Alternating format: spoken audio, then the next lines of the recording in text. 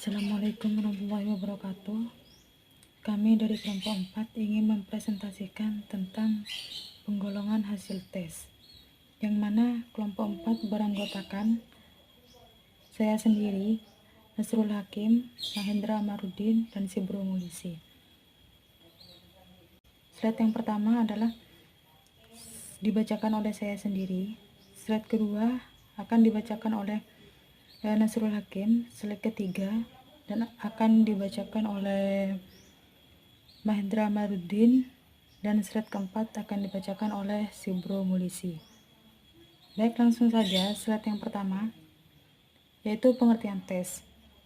Tes adalah cara yang dapat dipergunakan atau prosedur yang perlu ditempuh dalam rangka pengukuran dan penilaian di bidang pendidikan, yang berbentuk pemberian tugas atau serangkaian tugas, baik berupa pertanyaan-pertanyaan yang harus dijawab atau perintah-perintah yang harus dikerjakan, sehingga data yang diperoleh dari hasil pengukuran tersebut dapat dihasilkan nilai yang melambangkan tingkah laku atau prestasi.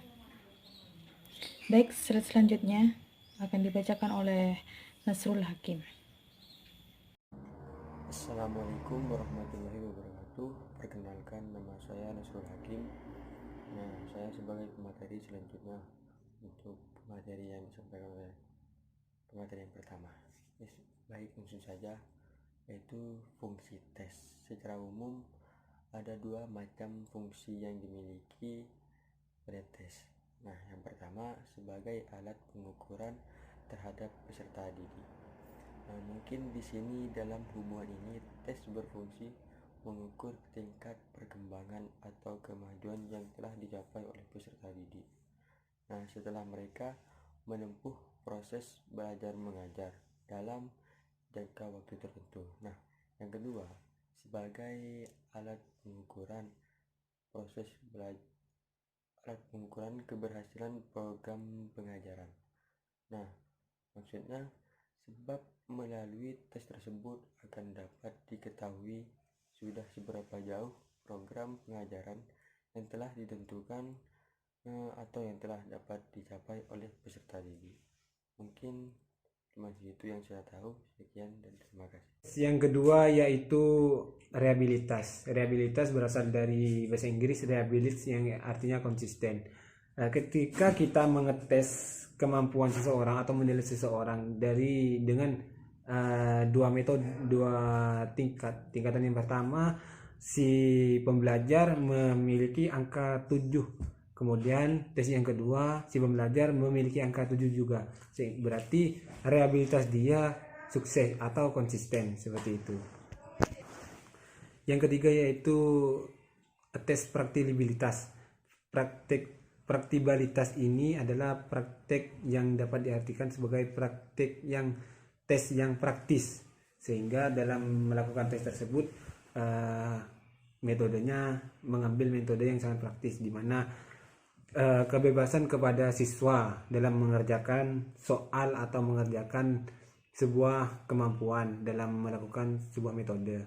Mereka mengurutnya dari awal, dari yang mudah ke yang sulit. Tidak ada aturan mengurutkan soal yang telah diberikan. Yang kedua yaitu mudah pemeriksaannya, di mana dalam memberikan soal atau materi atau sebuah ujian, seorang guru itu memberikan kisi-kisi tentang jawaban atau memberikan teori-teori, sehingga dalam melakukan tes tersebut mahasiswa tidak kesulitan atau praktis. Yang ketiga, dilengkapi dengan petunjuk yang jelas sehingga dapat diberikan atau diawali oleh orang lain. Baik, tes yang keempat yaitu adalah tes objektivitas. Tes objektivitas adalah tes berbentuk objektif yang memberikan pilihan jawaban terhadap soal yang telah diberikan, sehingga dalam melakukan tes itu tidak ada subjek yang mempengaruhi pada objektivitas yang telah diberikan. Contohnya seperti soal pilihan ganda. dan lain-lain. Yang kelima atau yang terakhir yaitu tes ekonomis, di mana tes ini disebut ekonomis karena dalam melakukan tes itu tidak membutuhkan biaya yang besar, tidak membutuhkan biaya tenaga yang banyak dan waktu yang begitu lama, sehingga dinamakan ekonomis. Terima kasih, semoga apa yang saya sampaikan bisa bermanfaat. Baik, di sini saya akan melanjutkan presentasi dari sahabat Nasrul, yaitu penggolongan teks. Penggolongan teks di sini dibagi dua. Yang pertama, pengolahan teks berdasarkan fungsi sebagai alat pengukur perkembangan kemajuan peserta didik. Di sini fungsi kemajuan peserta teks, fungsi kemajuan peserta didik terbagi menjadi 6, yaitu tes seleksi, tes awal, tes akhir, tes diagnostik, tes formatif, dan tes sumatif.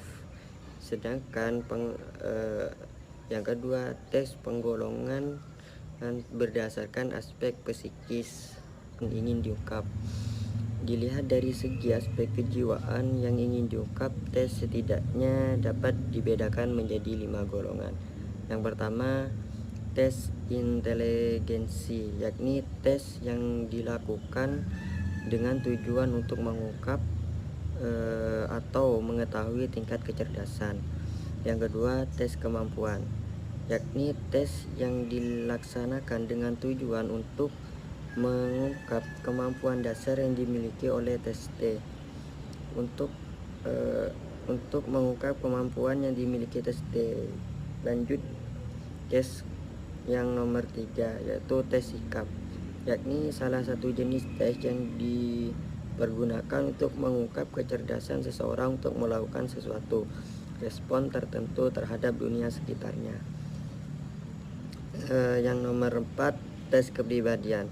Tes kepribadian di sini yakni tes yang dilaksanakan dengan tujuan mengungkap ciri khas dari seseorang seperti gaya bicara, gaya berpakaian, dan lain-lain.